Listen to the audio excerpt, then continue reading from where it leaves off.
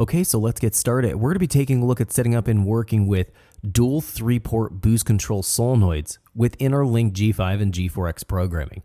Now, this is going to be a specific situation that you'll find yourself in if you need to have a large dynamic range for boost adjustment. So if you have a really low wastegate spring, let's say it's a 5-6 pound wastegate spring, let's say you're on a front-wheel drive drag vehicle, you want to be able to have a lower boost pressure so you can ramp in the boost for first and second gear. When you get to third gear, maybe you want to run 40, 50 pounds of boost.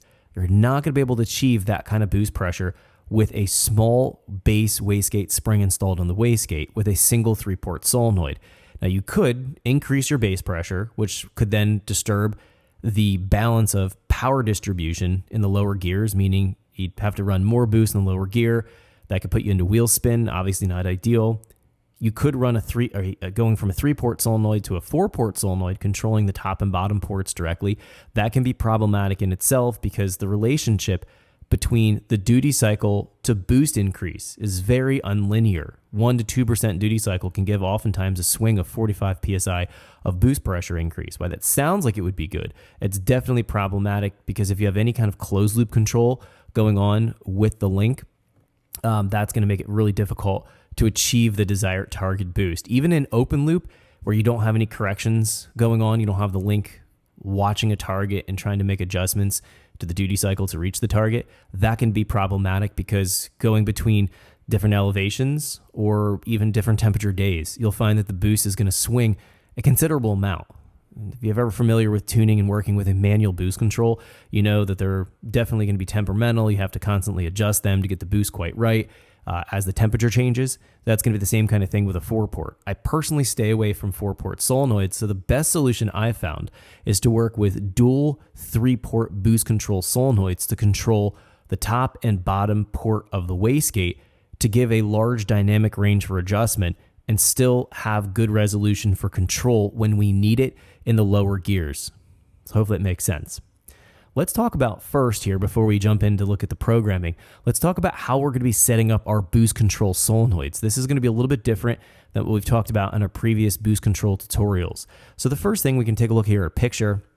It's going to have our turbocharger with a compressor cover. We're going to have our external wastegate, and we have 2 boost solenoids. The routing for the lines for the boost control solenoids is super important. We'll find that we have our traditional 3-port solenoid that we work with on the top port control. The solenoid will be set up in a normally closed fashion. So we'll find we have our pressure source that could even come from the charge pipe. That's going to be running from the compressor cover into port 1 on the boost control solenoid. Port 3 is our vent port. Port 2 is going to be what sends pressure to the top port on the wastegate. In this orientation, when the solenoid is not energized, it's normally closed. No pressure is going to flow from port 1 into port 2. It actually will come from port 1 and go right out of port 3 as the vent port.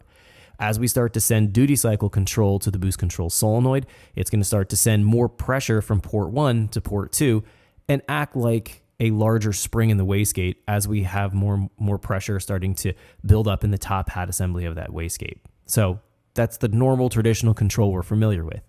Now we're introducing a second boost control solenoid to control the bottom port of the wastegate.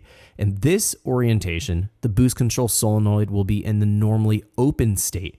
And that's going to be, if we take a look here, we're sharing the pressure source from the compressor cover or the charge pipe. Boost pressure is going to go into port 3, and then it's going to go into port 2. The way this is configured, when we send no duty cycle output for control, all of the pressure will flow from port 3 to port 2. It'll act like that boost control solenoid's not there, just as we would have normally a wastegate line going from the pressure source to the lower port on the wastegate. When we start to energize it, it's going to start to bleed some of the pressure coming into port 3. It'll bleed it out of port 1, and it'll send less pressure to port 2.